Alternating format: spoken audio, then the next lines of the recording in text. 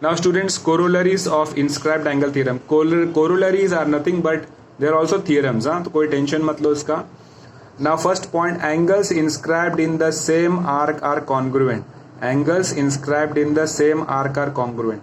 अब आप देख सकते हैं ये एंगल पी क्यू आर और एंगल पी एस आर, ये दोनों भी ये आर्क जो है पी क्यू आर उसमें इंस्क्राइब्ड हो रहा है. ये जो आर्क है ना आपका पीछे बैकग्राउंड में, उसके अंदर आ रहे हैं उन लोग. देखो पी क्यू आर के पीछे देखो आर्क क्या पी क्यू आर है.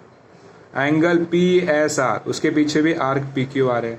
तो I can say that both this angles are inscribed in the same arc. अब ये थ्योरम कहता है angles inscribed in the same arc are congruent. अगर दो एंगल्स एक ही आर्क में इंस्क्राइब्ड हो रहे हैं तो वो दोनों एंगल्स क्या हो जाएंगे, कॉन्ग्रुएंट हो जाएंगे. Angle P Q are and angle P S are inscribed in the same arc P Q are, therefore angle PQR is congruent to angle PSR. This is this theorem. Angles inscribed in the same arc are congruent. Now second one, angles inscribed in a semicircle is a right angle. Angle inscribed in a semicircle is a right angle. अब ये देखो एक circle है यहाँ पर, इसमें M जो है वो सेंटर है, तो AC क्या हो गया, डायमीटर हो गया. AC क्या हो गया, डायमीटर हो गया, है ना. And you know that a diameter divides a circle into two semicircles. तो ABC is also semicircle and AC is also semicircle. अब ये जो एंगल है ABC, ये आर्क ABC सेमीसर्कल ABC के अंदर इंस्क्राइब्ड हुआ है ना. ये एंगल ABC जो है उसके पीछे कौन सा आर्क है, आर्क ABC. तो आर्क ABC के अंदर वो इंस्क्राइब्ड हुआ है, उसके अंदर है ये एंगल जो है ये आर्क के अंदर है, बराबर है. और जो आर्क एंगल के अंदर रहता है उसको इंटरसेप्टेड आर्क कहते हैं, और जो एंगल जिस आर्क के अंदर होता है वो आर्क को इंस्क्राइब्ड आर्क कहते हैं. तो कोई बात नहीं, चलो. तो ये जो है ABC आपका सेमी सर्कल है और एंगल ABC उसके अंदर इंस्क्राइब्ड हुआ है. तो ये थ्योरम कहना चाहता है angle inscribed in the semi circle. अगर कोई एंगल सेमी सर्कल के अंदर इंस्क्राइब्ड होता है तो वो उसका मेजर जो है वो क्या होगा, 90 डिग्री होगा. राइट एंगल का मतलब 90 डिग्री होगा. नाउ स्टूडेंट्स, ये मैं आराम से प्रूफ कर सकता हूँ बाय इंस्क्राइब्ड एंगल थ्योरम. देखो स्टूडेंट्स, ये आर्क AC भी सेमी सर्कल है, तो सेमी सर्कल का मेजर कितना होता है, 180 डिग्री होता है, और ABC इंस्क्राइब्ड एंगल है. अभी इंस्क्राइब्ड एंगल थ्योरम क्या कहता है, the measure of inscribed angle is half the measure of intercepted arc. अभी इंटरसेप्टेड आर्क भी सेमी सर्कल है और उसका मेजर 180 है, तो ये इंस्क्राइब्ड एंगल क्या होता है, इंटरसेप्टेड आर्क का हाफ होता है. तो अगर 180 है आपका आर्क, इंटरसेप्टेड आर्क 180 है, तो ये कितना होगा, उसका हाफ होगा, 90 होगा.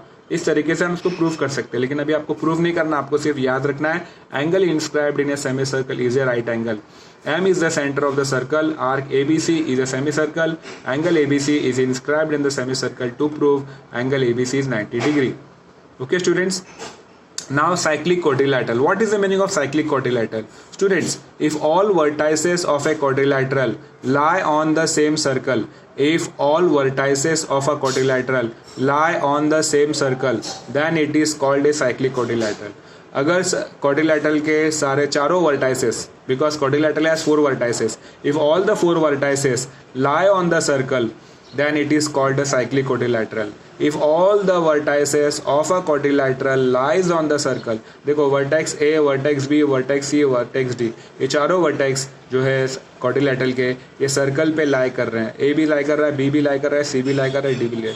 तो all vertices of the quadrilateral ABCD lie on the circle. Therefore, I can say that quadrilateral ABCD is a cyclic quadrilateral. If in the figure all vertices of quadrilateral ABCD lies on the circle, therefore we can say that quadrilateral ABCD is a cyclic quadrilateral. Now cyclic quadrilateral का theorem है, theorem of cyclic quadrilateral. Opposite angles of a cyclic quadrilateral are supplementary. Opposite angles of a cyclic quadrilateral are supplementary.